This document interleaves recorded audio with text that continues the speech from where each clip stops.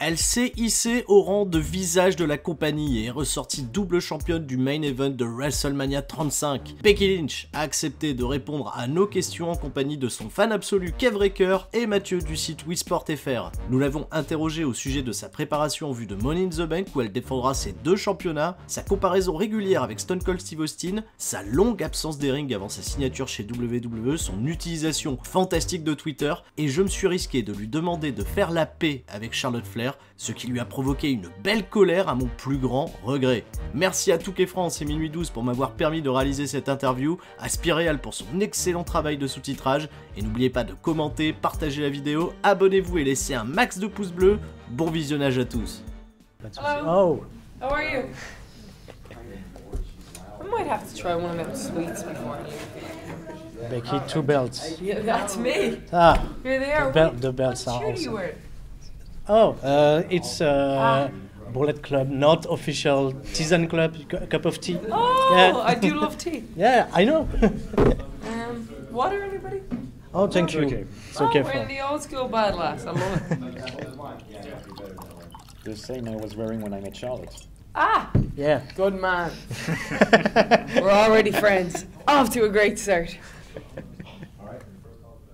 So it's okay. Yeah, Okay. have at it. What can I tell you? You start? It's recording, yes. Yeah, it's record. Perfect.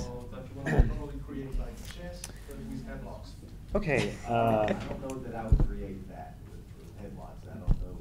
For my little sister, I have to ask, connais a tattoo? Kunna sa tattoo. Tá mé go má. Agus Okay. susa.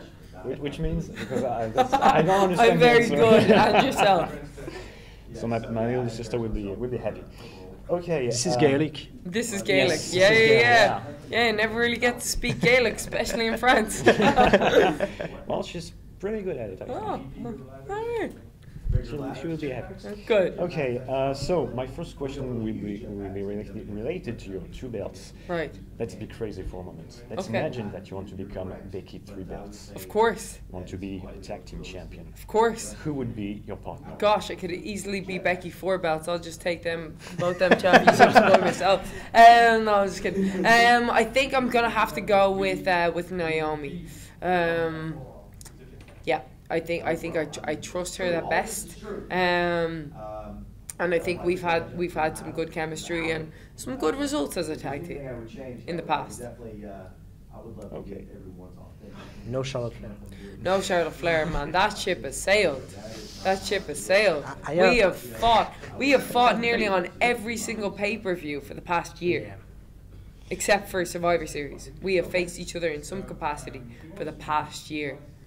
I mean, I don't know if we've now gone so far that we hate each other that somehow we'll think that we love each other in delusion, but I don't see that happening. I have my heart broken. When It must have been broken a year ago because this has been going on for a year. Oh, for years. If Ronda Rousey and Shania Baszler came in the roster, do a tag team against you, you don't pick Charlotte Flair to be a tag team partner with you. Didn't know that was an option. Didn't know they were a tag team coming in. You attack Yeah, Charlotte the I first. might. She attacked me first. You attacked. No. She attacked. SummerSlam. I'm sorry, we're talking semantics over. She attacked me first. Do you not remember her attacking me and her turning on me and there being a long history of her fighting me with her dad in her corner and him Yeah. helping her cheat? I know. And I forgave her. And then she shoehorned her way into a match where she shouldn't have been in. That should have been my match. But of course, Charlotte Flair thought she was owed this opportunity again. She couldn't have just let me have it. Slap the head off her. I'm a big fan of Charlotte Flair. I'm a big fan of Becky Lynch too. I mean, real balance against you two. I This was don't. going so well. Do you have any more questions? I know what I'm up against Charlotte Flair. Nobody's ever hit me harder in my life. My mouth still is kind of I still can't like straighten my mouth on one side from getting hit by Charlotte Flair. She is a truck. She is one of the toughest in the ring, and I know this. But the thing is, I've beaten her. I've beaten her time and time again, so I know what I'm up against. Lacey Evans, she's got a good right hand, and I don't know much about her other than that. But I'm up for the challenge. She's a rookie in this game. Charlotte's a veteran. So far, you know, in terms of WWE. So, yeah. I think Charlotte obviously poses the bigger risk. I think the biggest risk is the unknown, because it's a Money in the Bank pay-per-view, so we never know. I could be having 3 matches that night, and I'm ready for it. My second question will be about the break you took from wrestling some years ago. What made you come back? Man, that whole time there was. It's kind of almost hard to explain just the amount of crippling guilt and shame and regret and disappointment that I had from being away from it, because I felt like this was my purpose. I felt like I had stuff to do in this business, and that I wasn't doing it, and that I was kind of just turning my back on my calling. You know what I mean? Like it was just this very weird feeling. It's and I would always write. I've kept journals my whole life. I felt like, and I would write like I feel like there's more than I'm supposed to do in wrestling, but I don't know how to go back there. I don't know if I've ruined it for myself. I don't know, you know. I think there was just part of me that knew I had to find my way back somehow. I thank God or the universe or whatever it is that got me back here, because it just, I'm very grateful. And it really just made me appreciate everything that I have now so much more. There wasn't a time where I ever complained about training or anything, where the amount of time on the road or anything like that, just because I was so grateful to be able to be back here, because I knew what it was like to be without it. Last year you became a huge superstar, the face of the company. Now you're Becky Two Belts, and you're really, really good at Twitter. I'm a big fan of your tweets. Thank you. Is Twitter helps you to extend your character, or is it on the feeling you tweet? It's against Ronda, it's against everyone. I love your Twitter feed. Yeah, exactly. So the way that I look at it is that we have 10 minutes on TV if we're lucky, right? A week. For me, it's been a little bit more because I'm on 2 shows.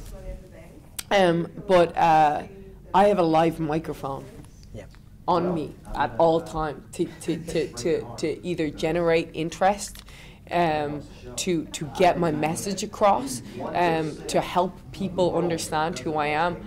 I don't need to use Twitter to show people pictures of my face from this angle and a little pouty lip on me and write hashtag WWE Paris. What is that doing? Is that really entertaining people? Is that really moving us forward in any way, shape or form? I don't see the purpose in that.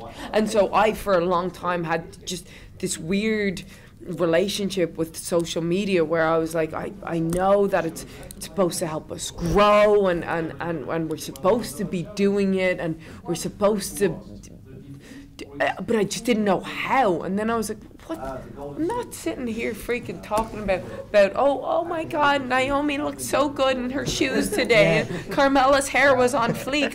That doesn't do anything. That doesn't do anything. We're in the conflict business. And if people don't understand that, get the hell out of the conflict business, because that's what we're selling. We're selling fights. We're not selling how great each other look on a freaking given Wednesday. You know what I mean? So That's how I look at it, and that's how I approach it. That's how I love Twitter.